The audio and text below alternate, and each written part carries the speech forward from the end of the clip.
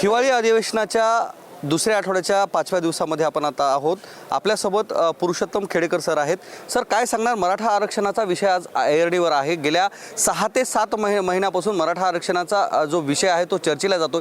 मात्र सरकारतर्फे अद्यापही कोणतीही जी भूमिका आहे, स्पष्ट भूमिका आहे, अद्याप घेतल्या गेली नाही। कसं पाहता या सगळ्या गोष्टीकडे? जय जाऊ प्रेक्षकांनो, मराठा आरक्षण हा एक अत्यंत सरळ साधा विषय काही वर्षापूर्वी सहजपणे सुटला असता, परंतु कदाचित समाजाचं अज्ञान किंवा समाजाचा त्याच्याकडे पाहण्याचा दृष्टिकोन काहीतरी वेगळा असल्यामुळे मराठा समाजाने त्याच्याकडे लक्ष दिलं नाही आणि याचा गैरफायदा घेऊन काही राज्यकर्ते आणि जवळपास सर्वच राजकीय पक्षांनी मराठा समाज हा पुढारलेला आहे, विकसित आहे आणि त्यांना OBCमध्ये घेता येणार नाही अशा पद्धतीची एक भूमिका घेतली आणि परिणामी आज एक असं वातावरण निर्माण झालेलं आहे की मराठा समाज हा OBCस पात्र असूनही तो OBCमध्ये समाविष्ट करता आलेला नाही।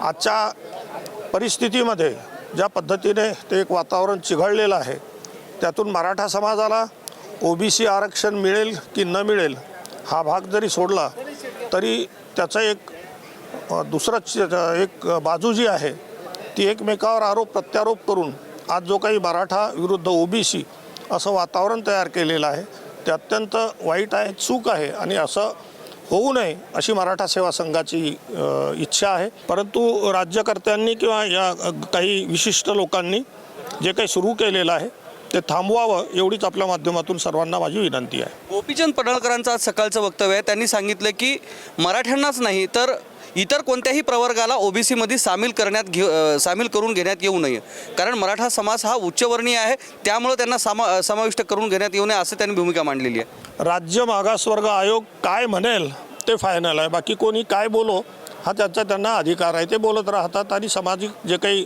समीकरणं आहेत त्याच्यामध्ये तेढ निर्माण करत असतात। राज्य मागासवर्गीय आयोगाच्या अध्यक्षांना व सदस्यांनी 4 डिसेंबर रोजी राजीनामे दिले।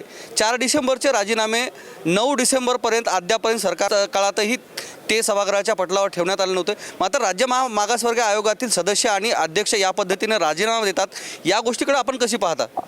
IQ माहितीनुसार राज्य मागासवर्ग आयोगाचे अध्यक्ष आणि सर्वच सदस्य प्रामुख्याने ज्यांनी राजीनामे दिलेले आहेत हे सुरुवातीपासूनच मराठा आरक्षणाच्या विरोधात होते किंवा मराठा समाजाचं सर्वेक्षण करण्याच्या विरोधात होते। त्यामुळे त्यांनी 4 तारखेला जरी दिलेला असला तरी मानसिकदृष्ट्या त्यांनी सुरुवातीपासूनच ती तयारी केलेली होती।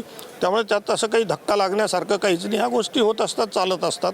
आपल्या मनाविरुद्ध काही गोष्टी करण्याची जेव्हा कोणाची तयारी नसते त्यावेळेस ते ही पदं सोडून देतात आणि संवैधानिक पदावर राहून जर आपण तिथे प्रामाणिक राहू शकलो नाही तर काय होऊ शकतं हे डॉक्टर रावसाहेब कसबेंनी बापट आयोगामध्ये मराठा समाजाचं केलेलं नुकसान हे आपल्या सर्वांच्या समोर आहे। ज्या पद्धतीनं राज्य मागासवर्गीय आयोगाच्या अध्यक्षांनी वगैरे राजीनामे दिले त्यांच्यावर जे सरकारमधील मंत्री आहेत अथवा शिंदे समितीचे लोक आहेत ते आयोगावर दबाव आणल्याचा सुद्धा आरोप केला जातो। असतील ते त्यांना माहीत, कारण की अध्यक्ष म्हणाले की कारणं मी काही सांगणार नाहीत, त्यामुळे त्यांनाच माहीत, त्याच्याबद्दल आपण काही बोलू शकणार नाही।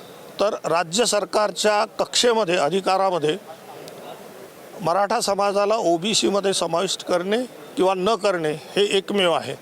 त्यामुळे राज्य मागासवर्ग आयोगाच्या अहवाल आला आणि तो जर सकारात्मक आला तर मराठा समाजाला OBCमध्ये समाविष्ट करणे एवढाच पर्याय आहे आणि तो एकमेव संवैधानिक पर्याय। ज्या पद्धतीनं राज्य सरकारकडून आश्वासन देण्यात आलेलं होतं की अधिवेशनाच्या पहिल्या 2 दिवसामध्ये मराठा आरक्षणावर चर्चा घेतल्या जाईल आणि त्याच्यावर निश्चितच तोडगा काढला जाईल असं बोल। आज अधिवेशनाचा 5वा दिवस आहे। मुख्यमंत्री आणि उपमुख्यमंत्री दोन्हीही मध्य प्रदेश या ठिकाणी शपथविधीसाठी गेलेत। अद्यापही त्यावर चर्चा झाली नाही, खाली सभागृहाच्या पटलावर ठेवण्याचा विषय झाला आहे। मार्ग काढेल की नाही सरकार, काय वाटतंय? सरकार मार्ग काढण्याचा त्यांच्या अधिकारातच नाही आहे। मराठा समाजाला OBCमध्ये समाविष्ट करणे ही शिफारस राज्य मागासवर्ग आयोगाची आल्याशिवाय राज्य सरकार काही करू शकत नाही। राज्य सरकार मुख्यमंत्री उपमुख्यमंत्री जे सांगतात आम्ही देणारच हे तर पूर्वी सांगतच होते, अनेक वर्ष सांगतात, ते शक्य नाही। कारण की 50% बाहेर, विशेषतः म्हणजे EWS सोडूनही पुन्हा 60च्या बाहेर राज्य सरकारला कुठलंही आरक्षण कोणत्याही जातीला, जमातीला, वर्गाला देण्याचे अधिकार नाहीत। त्यामुळे हा वेळ काढूपणा आहे एवढंच आपल्याला लक्षात येतं आणि ते एक राजकारण आहे। भुजबळांचे जे काही ओबीसी आणि मराठा आरक्षणावरूनचे जे वक्तव्य आहेत, ज्यामुळं दोन समाजामध्ये तेढ निर्माण करण्याचे वातावरण निर्माण झालेले, गावागावामध्ये यामुळं एक भांडणाचं वातावरण तयार झाले, गावगल्लीतही ओबीसी आणि मराठा आरक्षणाचा विषय तयार झाला आहे. जातीय समीकरणं बदलतील असं वाटते का? जातीय समीकरणं सामान्य समाजामध्ये तसा काही कोणाचा कोणावर रोष नाही.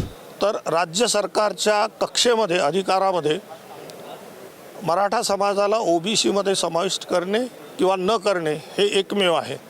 त्यामुळे राज्य मागासवर्ग आयोगाच्या अहवाल आला आणि तो जर सकारात्मक आला तर मराठा समाजाला ओबीसीमध्ये समाविष्ट करणे एवढाच पर्याय आहे आणि तो एकमेव संवैधानिक पर्याय. ज्या पद्धतीनं राज्य सरकारकडून आश्वासन देण्यात आलेलं होतं की अधिवेशनाच्या पहिल्या 2 दिवसामध्ये मराठा आरक्षणावर चर्चा घेतल्या जाईल आणि त्याच्यावर निश्चितच तोडगा काढला जाईल असं आज अधिवेशनाचा 5वा दिवस आहे. मुख्यमंत्री आणि उपमुख्यमंत्री दोन्हीही मध्य प्रदेश या ठिकाणी शपथविधीसाठी गेलेत. अद्यापही त्यावर चर्चा झाली नाही. खाली सभागृहाच्या पटलावर ठेवण्याचा विषय झाला आहे. मार्ग काढेल की नाही सरकार, काय वाटतंय? नाही, सरकार मार्ग काढण्याचा त्यांच्या अधिकारातच नाही आहे.